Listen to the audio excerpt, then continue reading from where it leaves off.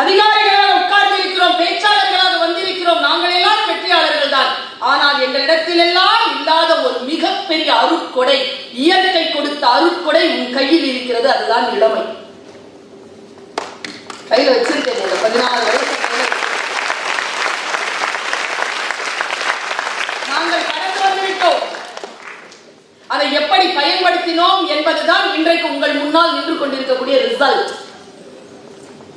நான் என்னோடு இருந்த நிறைய பேர் அதை வேறு வேறு மாதிரியாக பயன்படுத்தினார்கள். இன்றைக்கு அவர்கள் இருக்கின்ற இடம் எனக்கு தெரியும். நானும் வட சென்னையில தான் பிறந்தேன். வட சென்னையில் எவ்வளவோ பேர் தான் பிறக்கிறார். திலீபாபு போல் ராணுவத்தில் விஞ்ஞானியாக இருக்கக்கூடிய வாய்ப்பு அந்த வட சென்னையில் பிறந்த அந்த காலத்தில்